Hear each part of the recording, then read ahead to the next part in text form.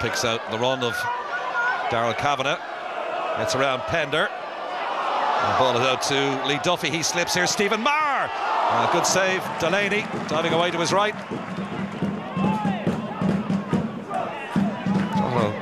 Relying on the long ball a lot. Prendergast is pulling back Kavanagh. What colour is the card? Referee Paul McLaughlin decides on this occasion it's a yellow one. And down goes Cathal Brady between Fitzgerald and Prendergast. What's the referee deciding here? Well, he's given the yellow card to Prendergast, and now the red. He's claiming it was Fitzgerald with the challenge. I think the referee got that one right.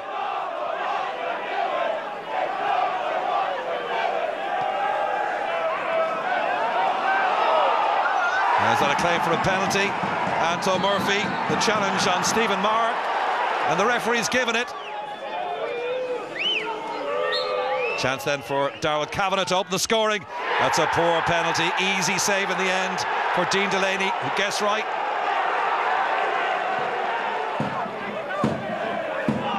Paddy Kavanagh breaking forward. Look at the amount of room he has in front of him. Kavanagh into Kelly. Oh, just couldn't find the target across goal, Dean Kelly. Kavanagh. Sean Brennan. Back to Kavanagh again. Now saved by Delany. On the edge of the 6-yard box. Joe Gorman has a little look up. Fires it deep into the Boh's penalty area. Not the greatest of punches by Delany. Oh, it's come off the crossbar. Two defenders, including Anto Murphy, involved there. Was heading in. Combination of the two players standing on the line saved Boh's blushes. Is there a winner for either side?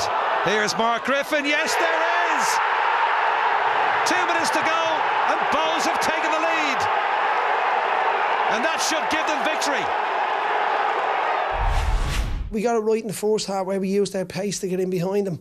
And obviously that led to one of the penalty kicks. But we had a few chances to get in behind the first half and we didn't take the chances. But that was a positive sign of it. You know, coming late in the game, you're saying just don't give anything away, keep it tight.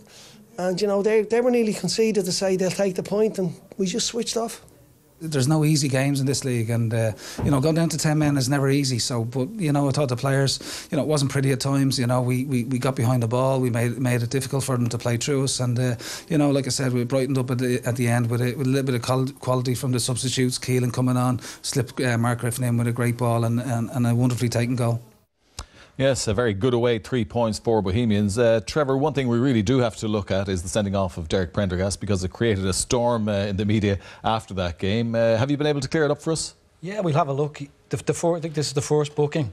It's straightforward. It's a yellow card. Derek gets caught the wrong side, and he takes him down, takes Daryl down. So it's a yellow card, and we'll move on to the next one, and you'll see it's blatantly clear. The referee's actually done a very good job. Yeah, because there were claims that it wasn't Prendergast who made the challenge. For me, it was Prendergast. You can see his legs out there. Lorcan is just running alongside the player. I think it's his reaction. He tries to blame Lorcan here, and he's nearly believable in how he's carrying on. But it was straightforward. It was a straightforward sending off. Everyone around got up and got emotional about the decision, but it seemed straightforward. But I have to be honest, I even doubted it myself, being at the match. Yeah, you were at the game, and one thing that surprised you were the number of long balls that Drogheda seemed to resort to on the night. Yeah, Drogheda were probably the better team until the sending off, to be quite honest. Yeah. And when they demand sent off, they went long too often. They never played, they never passed the ball, they never used the extra man. We highlighted the midfielder here. Maher needs to come and shout for the ball. They just played long balls continuously through the second half.